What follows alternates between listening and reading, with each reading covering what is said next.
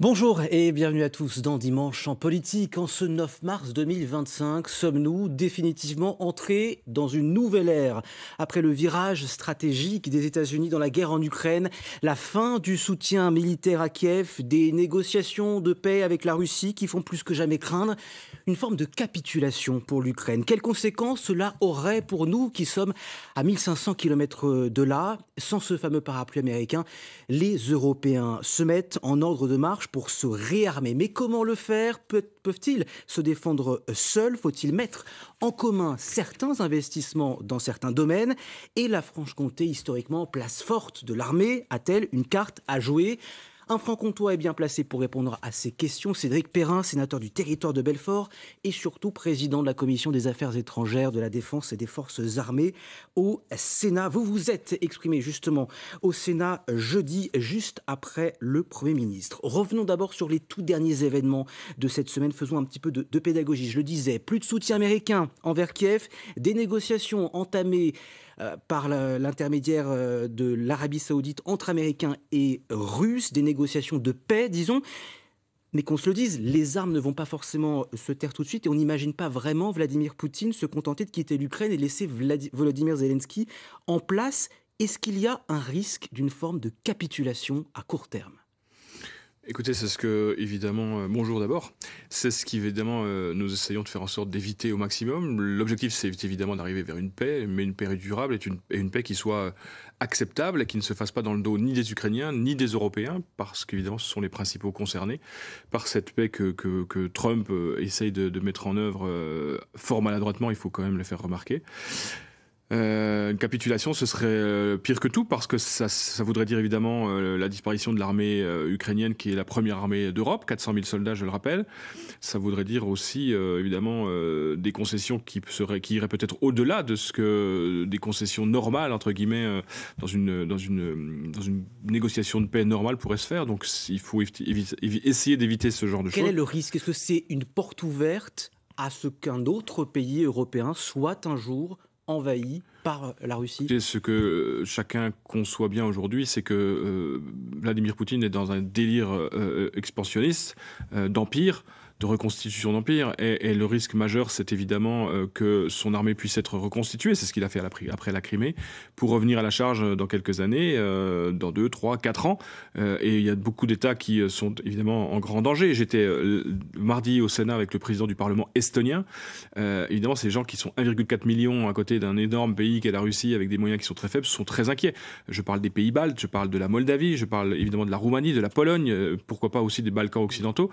Un certain nombre d'entre eux, je le rappelle, sont et membres de l'OTAN et membres de l'Union européenne, et qu'au titre de l'article 5 de l'OTAN et de l'article 42.7 de l'Union européenne, il y a une solidarité des États, des autres États en direction de ces pays. Et donc les conséquences seraient évidemment complètement différentes.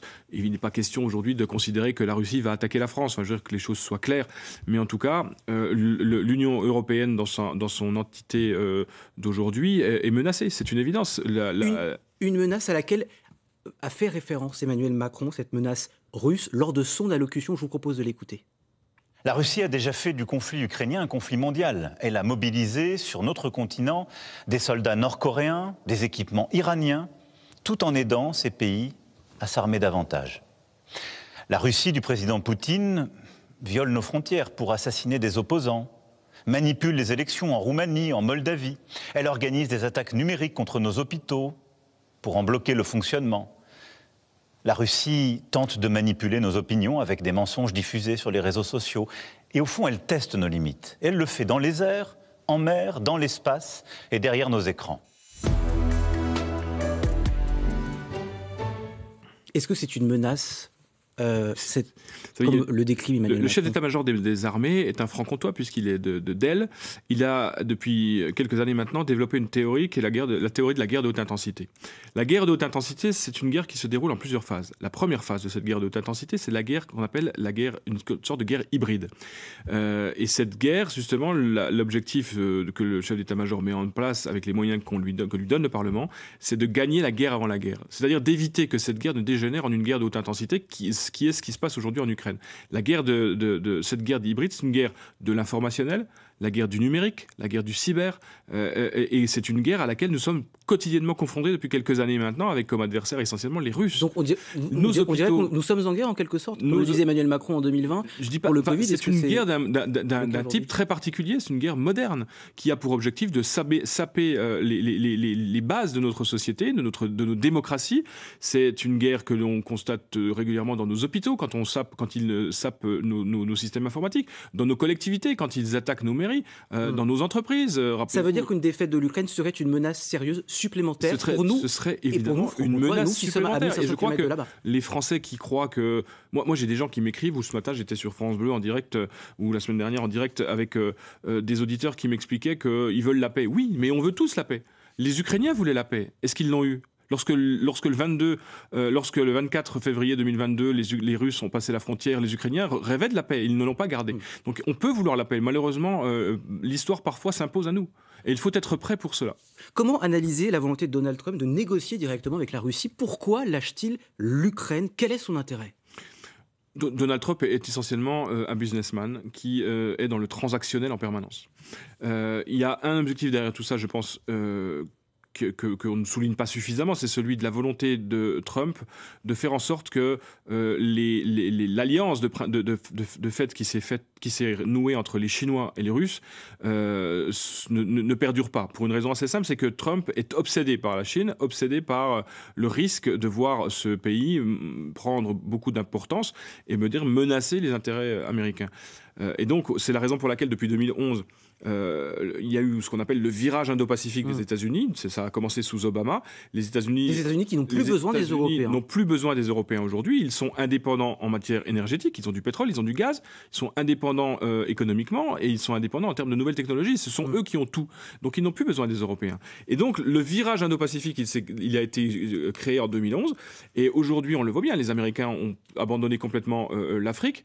Ils abandonnent les États-Unis pour se concentrer sur l'Indo-Pacifique. Et ils n'ont pas besoin dans l'Indo-Pacifique d'avoir des Russes qui viendraient s'allier avec les Chinois. Donc ils essayent de les sortir du jeu et de faire en sorte qu'ils deviennent des amis. Mais Trump se trompe complètement parce qu'on ne peut évidemment pas faire confiance à Poutine. Alors ça, c'est pour la stratégie géopolitique. Conséquence immédiate de tout ça, de ce retrait, de ce désengagement américain, la nécessité pour les Européens de devoir compenser, de repenser leur stratégie. Les 27 ont donné jeudi leur accord pour un grand plan pour le réarmement. Emmanuel Macron avait déjà fixé un objectif européen d'atteindre 3 à 3,5% du PIB. Le produit intérieur brut, c'est l'ensemble des richesses produites par un pays sur son territoire. On va regarder où on en est en Europe. Quand on regarde les dépenses de chaque pays, on voit que les États du Nord et les États baltes font la course en tête. La France arrive un peu plus loin derrière, vous le voyez, 2,1% des richesses du pays qui servent à financer l'armée. Et surtout, ce n'est rien comparé aux 10% de la Russie, 40% de son budget fédéral pour les dépenses militaires. L'Ukraine était même à plus de 60% en 2025. Et puis un dernier chiffre pour que les téléspectateurs se rendent bien compte de ce que ça signifie pour notre budget. Augmenter d'1 point de PIB les dépenses de l'armée, ça revient à trouver 30 milliards d'euros, alors que le budget de l'armée en 2025 coûtait déjà 50 milliards. Ça paraît énorme. Cédric Perrin, augmenter le budget sans augmenter les impôts comme le promet Emmanuel Macron, est-ce que c'est possible ? Je voudrais dire que l'objectif de tout ça, d'abord, pour nos auditeurs, c'est que l'objectif n'est pas de faire la guerre. L'objectif, c'est de gagner en puissance pour être suffisamment dissuasif pour éviter que Vladimir Poutine ne fasse, dans les années qui viennent, le pas de trop. Donc, éviter en quelque sorte qu'il n'envahisse un nouveau pays, on en a parlé tout à l'heure. Donc l'objectif, c'est évidemment de gagner en puissance. Pour gagner en puissance, il faut des moyens. Je rappelle que les chiffres que vous avez donnés sont exacts, sauf que la Pologne aujourd'hui c'est plutôt 4,7%, et que pendant la guerre froide, la France était à 5%, que après la Deuxième Guerre mondiale, on était plutôt à 25% du PIB. Donc ça veut dire que cette économie de guerre nécessite évidemment beaucoup de moyens. On estime aujourd'hui qu'il nous faudrait entre 25 et 30 milliards d'euros supplémentaires par an pour arriver aux 3,5%. On les trouve où? Et donc, ces 3,5%, il faut les trouver. Déjà un an, le Sénat, de ce point de vue-là, a travaillé depuis quelques années maintenant pour faire un certain nombre de propositions quand les lois de programmation militaire étaient en discussion. On a voté en novembre dernier une proposition de loi, notamment, ça ne représente pas la totalité, mais notamment pour financer une partie de l'industrie de défense via l'épargne des Français, via le livret A. C'est le livret A de défense. Et je voudrais en dire quelques mots, si vous me permettez, parce que j'ai quelques personnes qui me disent... Ça veut dire qu'on utiliserait l'épargne des Français? On utiliserait l'épargne des Français, mais on n'irait pas, évidemment, prendre l'épargne aux Français. C'est juste que dans le cadre du livret A aujourd'hui et du LLDS, il y a 604 milliards d'euros qui sont mis en jachère, si je puis dire. Et ces 604 milliards, ils servent déjà aujourd'hui à financer un certain nombre de choses. Pour 349 milliards, ils servent à financer le logement social. Pour environ 245 milliards, ils servent à financer les entreprises PME, ETI, de la transition énergétique et le logement et le développement social. Et donc nous, ce qu'on voudrait, c'est utiliser une partie de ces 245 milliards pour financer la défense. Et donc utiliser l'argent qui est pour le logement social, mais pas celui du logement social. Pas celui du logement social. Ça va nourrir les critiques à gauche qui disent que ça va pénaliser les plus défavorisés, les classes moyennes, la justice sociale. C'est faux, puisqu'aujourd'hui, 80% des 245 milliards dont je parle servent à financer les entreprises PME, ETI. Sauf que la compliance bancaire, la taxonomie, en tout cas l'état d'esprit qui règne aujourd'hui dans le milieu bancaire, fait que les banques refusent de financer la défense pour des raisons éthiques. Et donc, ce que nous voudrions, c'est que les Français choisissent qu'une partie de leur épargne, plutôt que d'aller financer de l'immobilier de bureau, eh bien, aille financer les entreprises qui vont travailler pour la défense. Certains vous diraient qu'il pourrait y avoir d'autres solutions, à savoir peut-être aller taxer les plus hauts revenus, notamment. À force de taxer les plus hauts revenus, on n'aura bientôt plus personne en France et puis on se débrouillera comme on peut. Non, je crois qu'à un moment donné, trop d'impôts tue l'impôt. On est surendetté, donc c'est pas grâce à la dette qu'on va financer notre effort de défense. Donc il faut trouver d'autres solutions. Il y a aussi ça fera l'objet d'un débat parlementaire. Ça fera l'objet. Je serai à Bercy mercredi avec le ministre des Armées, le ministre du Budget et mon homologue à l'Assemblée nationale pour discuter de ces sujets. Et ensuite, il y aura une grande réunion le 20 mars pour essayer de faire des propositions. Mais il est bien évident que un fonds souverain, par exemple, pourrait être une solution, qui soit mi-privé, mi-public. Voilà, il y a plein de... Est-ce qu'il faudra aussi faire des économies sur la sécurité sociale? Mais il est bien évident que dans ce pays maintenant, je veux dire, on a fait un budget comme on a pu rapidement en 15 jours en faisant des coupes claires dans l'ensemble des budgets de la nation. Si on ne fait pas les réformes nécessaires, les réformes de structure nécessaires pour faire en sorte que ce déficit ne s'envole, on sera confronté à la même problématique l'année prochaine. C'est le tonneau des Danaïdes. En fait, on vide avec une petite cuillère quelque chose qui se remplit plus vite de l'autre côté.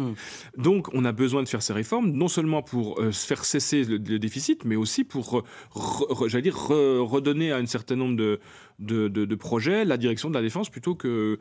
Il va falloir faire des choix, il y aura des priorités à se donner, c'est tout. Alors, c'est une question de moyens, c'est aussi une question d'équipement militaire. Les Européens sont encore assez dépendants des Américains. Le président de la République va réunir les industriels du secteur de l'armement et de la défense la semaine prochaine. Il réfléchirait à impliquer les chaînes industrielles civiles, notamment automobiles. Est-ce qu'on a aujourd'hui les capacités suffisantes, industriellement parlant, en France pour fabriquer ce qui nous manque ? On a désindustrialisé la France pendant des dizaines d'années. Aujourd'hui, notre problématique, elle est évidemment que les chaînes de production et la capacité de production de nos entreprises est extrêmement limitée. Mais elle est également limitée parce qu'il n'y a pas de commande. C'est-à-dire que quand vous ne commandez pas, les entreprises ne peuvent pas fabriquer. Donc, il faut aussi savoir mesurer les choses. Et c'est important. Et il faut aussi qu'on soit en capacité, vous l'avez très justement dit, d'associer les entreprises privées à la fabrication. Aujourd'hui, Stellantis a, semble-t-il, refusé de le faire. Et ça, je trouve ça absolument scandaleux. En revanche, Renault... Pourquoi, à votre avis ? Je ne sais pas, il faudra leur poser la question. Et Renault a l'air assez moteur sur le sujet pour essayer d'accompagner un certain nombre de productions et de pouvoir adapter ces chaînes de production à la production. Mais est-ce qu'on aurait eu les capacités, nous, à Stellantis, si Renault sait le faire, je pense que Peugeot peut le faire. Stellantis peut le faire. Je vais vous donner un exemple en Franche-Comté qui est intéressant. Pendant la guerre de 14, j'étais maire de Beaucourt, dans le territoire de Belfort, pendant quelques années. Il y a une entreprise familiale qui est bien connue qui s'appelle Japy. L'entreprise Japy, qui fabriquait des casseroles au début des années 1900, a adapté ses chaînes de production pour fabriquer 2 millions de casques Adrian pendant la guerre de 14. C'est-à-dire que les casques de la guerre de 14 ont été en grande partie fabriqués à Beaucourt, dans le territoire de Belfort. Une fois que la guerre a été terminée, ils ont récupéré ces casques, ils en ont fait des passoires. Voilà. C'est ça aussi le modèle qu'on essaye de mettre en œuvre pour adapter un outil de production civile vers un outil de production militaire. Et je pense que beaucoup de PME et d'ETI aujourd'hui sont demandeuses. Parce qu'on a un sujet... Les ETI, c'est les entreprises de taille intermédiaire. Et pourquoi je dis ça? Parce qu'en Bourgogne-Franche-Comté, pour ramener le problème un peu à notre région, on a quand même un sujet qui est celui de l'automobile, qui est quand même pas en grande forme. Si on pouvait travailler à faire en sorte que nos petites PME, nos petites ETI dans la région la plus industrialisée de France puissent, j'allais dire, se retourner vers la défense pour fournir les grands donneurs d'ordre, ça peut avoir du sens en termes d'emploi, en termes de création de richesse. Et un point supplémentaire sur les 30 milliards qu'on doit chercher, il faut bien évidemment comprendre qu'une fois que l'injection d'argent aura été faite dans la défense, ce sont les entreprises françaises qui en bénéficieront. Parce que toutes celles et ceux qui fabriquent des matériels sont des entreprises françaises qu'on connaît. Et donc, c'est aussi de l'argent qui est injecté dans l'économie. Donc, le calcul est un peu plus complexe que de juste voir 30 milliards à récupérer. Après, sur la question de l'automobile, on a aussi, et l'Union européenne a aussi demandé un passage vers l'électrique qui demande aussi beaucoup d'énergie et beaucoup d'investissement. Est-ce que, voilà, à un moment donné, il ne faut pas aussi faire des choix là-dessus, revenir en arrière sur cette question de l'électrique? Moi, j'ai toujours pensé qu'on n'arriverait jamais à imposer à tout le monde des véhicules électriques en 2035 et qu'il fallait faire des choix pragmatiques et que surtout, il fallait essayer de comprendre, en fonction des usages qu'on voulait faire des matériels, si on avait de l'électrique, de l'hybride, de l'hydrogène, etc.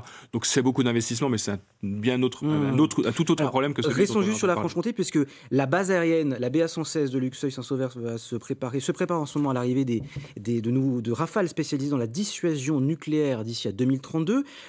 Notre région qui compte de nombreux régiments dans l'armée de terre aussi, est-ce qu'elle a des atouts justement pour participer à cet effort de réarmement à l'avenir? J'ai annoncé avec le sénateur de Haute-Saône, Olivier Rittmann, en juillet dernier, que la base de Luxeuil allait, je l'ai annoncé évidemment avec l'accord du ministre, allait devenir une base Rafale. Puisque vous le savez, elle est aujourd'hui équipée de Mirage qui vont arriver en fin de vie en 2028 et qu'il faudra remplacer. Si toutefois ces Mirages n'étaient pas remplacés, la base aurait fermé puisqu'il n'y avait pas lieu. Voilà. Il a été décidé par le ministre de mettre une base Rafale à partir de 2030. Et très très prochainement, vous suivrez ça avec beaucoup d'attention dans les mois qui viennent, il devrait y avoir des annonces très importantes sur la BA-116 qui devrait devenir une base à vocation nucléaire. Et dans ce cadre-là, c'est ce qu'on avait un peu déjà commencé à dire au mois de juillet, il y aura des investissements monstrueux qui seront faits à Luxeuil. On parle entre 500 millions et 1 milliard d'euros qui seront investis à Luxeuil, à la BA-116, pour pérenniser la balle et surtout en faire une base à vocation nucléaire.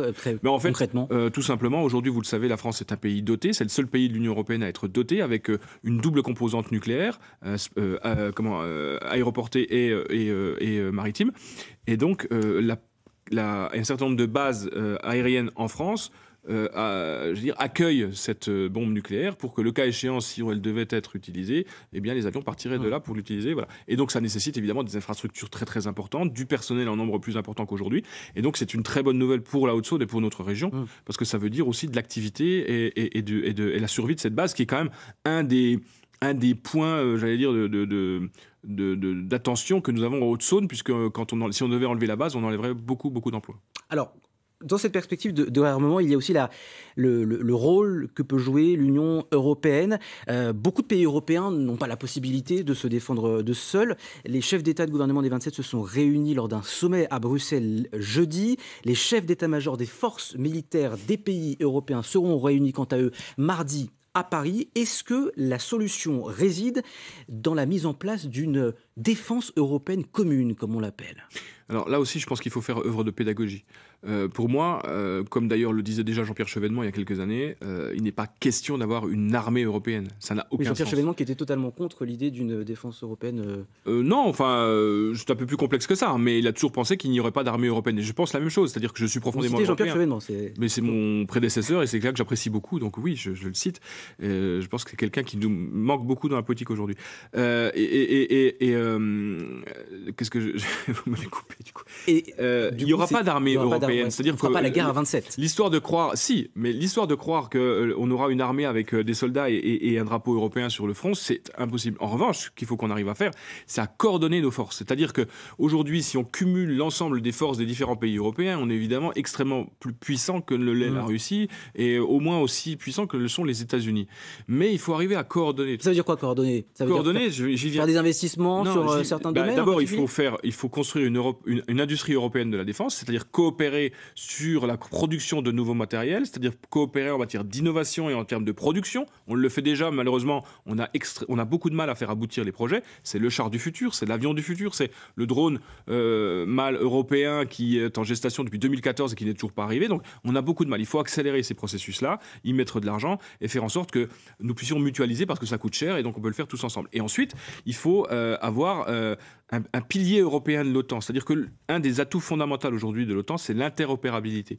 C'est-à-dire la capacité des armées membres des 32 pays de l'OTAN à travailler ensemble, à avoir les mêmes logiciels, à avoir les mêmes radios, à travailler, à s'entendre et j'allais dire à pouvoir communiquer et avoir les mêmes règles et les mêmes normes. Sur le renseignement, sur les mêmes normes, en quelque sorte. Achats d'équipements. Et donc vous avez une armée qui, certes, est propre à chaque pays, mais qui ne fait qu'une. Et donc il faut qu'on arrive à faire ça au niveau européen. Et la réunion des chefs d'état-major qui va se tenir mardi à Paris est évidemment extrêmement importante pour ça, puisqu'aujourd'hui, au sein de l'OTAN, ce sont évidemment les Américains qui sifflent et les autres qui exécutent. Donc, comme on a l'impression quand même que les choses risquent un peu de changer, il faut arriver à se réorganiser, à faire en sorte que les Européens arrivent à travailler ensemble, peut-être malheureusement un jour sans les Américains. D'accord, mais ça veut dire investir parfois en commun dans certains domaines, investir en avec commun. Un pays avec qui la France investirait, par exemple? Mais aujourd'hui, on travaille sur le char du futur avec les Allemands. On travaille sur l'avion du futur, donc qui devrait arriver en 2050 avec les Allemands, les Espagnols. On travaille sur le drone européen, etc., etc. Donc il y a des projets. La seule difficulté, c'est d'arriver à les faire aboutir. Pour l'instant, c'est un peu complexe, mais on y travaille et on y arrive. Et au niveau européen, il est aussi question d'argent. La présidente de la Commission européenne, Ursula von der Leyen, a annoncé un plan à 800 milliards, avec quelques précisions justement sur les principaux axes. Je vous propose de l'écouter. Ce plan pour le réarmement des Européens propose 800 milliards d'euros pour des investissements de défense. Il donne de l'air sur le plan fiscal aux États pour leur permettre d'investir. Il leur donne aussi la possibilité d'investir dans l'industrie de défense ukrainienne ou de fournir des équipements militaires directement à l'Ukraine. L'Europe fait face à un danger clair et doit être capable de se protéger, de se défendre elle-même, tout comme nous devons permettre à l'Ukraine de se protéger elle-même.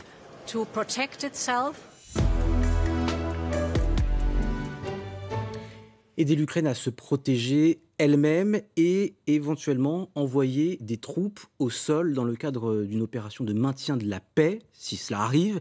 Est-ce que c'est quelque chose auquel vous êtes favorable, comme le président de la République ? Mais moi, j'ai toujours été très clair sur la nécessité qu'il y avait d'aider l'Ukraine. Je pense qu'aujourd'hui, les Ukrainiens se battent pour nous.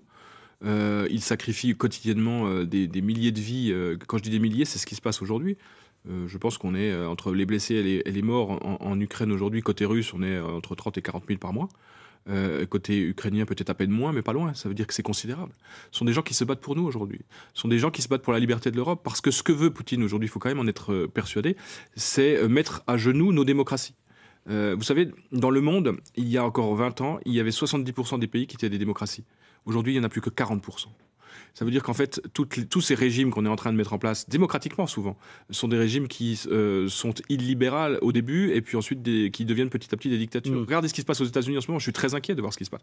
Et donc, on a besoin d'aider l'Ukraine parce que l'Ukraine doit évidemment l'emporter, ou en tout cas être dans les meilleures conditions possibles pour négocier une paix durable. Et pour qu'il y ait une paix durable, il faut qu'il y ait évidemment des opérations de garantie de la paix. Mais c'est aussi ce qui se passe systématiquement quand il y a des négociations.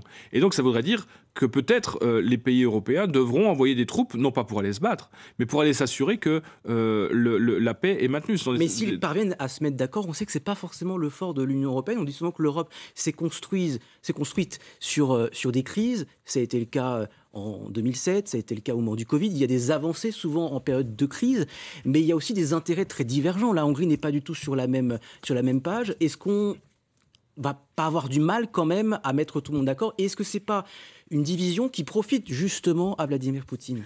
On a un certain nombre de pays aujourd'hui, il faut quand même en être clair et persuadé, qui ont des gouvernements de plus en plus d'extrême droite et dont les partis d'extrême droite ont fait clairement allégeance à la Russie. Donc, ça veut dire aussi le Rassemblement national. Ça veut dire que le Rassemblement national n'a pas toujours été aussi clair qu'il l'est, qu'il n'a jamais été très clair sur son rapport aux extrêmes droites dans le monde entier. Regardez ce qui se passe aujourd'hui avec Trump. Marine Le Pen et Jordan Bardella étaient au rassemblement des extrêmes droites à Washington. Comme par hasard, ils ne savaient pas que Bannon était plutôt fasciste qu'autre chose. Et puis là, la semaine dernière, on entend un sondage qui sort le mardi matin, je crois, expliquant que les Français sont majoritairement favorables à une aide à l'Ukraine et très défavorables à la politique de Trump. Et comme par hasard, dans l'heure qui suit, Marine Le Pen fait une conférence de presse pour taper sur Donald Trump. Ce sont des gens qui n'ont pas vraiment en fait de colonne vertébrale, qui font du populisme et qui disent aux gens ce qu'ils veulent bien entendre. Et Orban, c'est exactement une division ça. Aujourd'hui en Europe avec un certain nombre de gouvernements. Et donc il y a une division avec un certain nombre de gouvernements. Il y a essentiellement Viktor Orban aujourd'hui qui n'est pas dans cette ligne-là. Tous les autres sont plutôt. On peut faire sans eux, ça veut dire qu'on peut. Non, mais ça veut dire que l'aide européenne, elle va peut-être, pour être éviter d'être bloquée par un certain nombre de pays, sera peut-être une aide ad hoc, c'est-à-dire que ce sera un dispositif différent de l'Union européenne pour éviter qu'il y ait des gens qui viennent bloquer par la règle de l'unanimité un certain nombre de décisions. Mais en tout cas, vous savez. Pourquoi seulement la France et le Royaume-Uni ont accepté, pour l'instant en tout cas, d'intervenir dans la mise en œuvre de personnel au sol pour garantir la paix? Parce que ce sont les deux seuls pays de l'Union européenne qui sont d'abord au Conseil de sécurité de l'ONU, qui ont des armées expéditionnaires et qui sont dotés de l'arme nucléaire. Merci beaucoup. Sur l'action de l'arme nucléaire, juste peut-être un point, parce qu'il y a eu une polémique aussi... à nouveau lancée par Marine Le Pen, sur le fait que qui veut faire peur aux gens. La dissuasion nucléaire serait partagée avec les autres pays européens. Mais ça a été rappelé, la doctrine est très claire, la dissuasion nucléaire ne sera jamais partagée, seulement le président de la République peut appuyer sur le bouton. La dissuasion nucléaire, elle est basée sur des intérêts vitaux. Seul le président connaît les intérêts vitaux et il a toujours été dit par tous les présidents de la République qui se sont succédés que ces intérêts vitaux pouvaient potentiellement ne pas se limiter aux frontières françaises. C'est ça la vérité. Mais la vérité aussi, c'est que sur la dissuasion nucléaire, moins on en parle, mieux on se porte. Merci Cédric Perrin, sénateur du territoire de Belfort, président de la Commission des Affaires étrangères du Sénat. Merci d'avoir été avec nous pour parler de ces bouleversements tumultueux au niveau européen et au niveau mondial. Tout de suite, c'est votre journal régional. Très bon dimanche à tous sur France 3.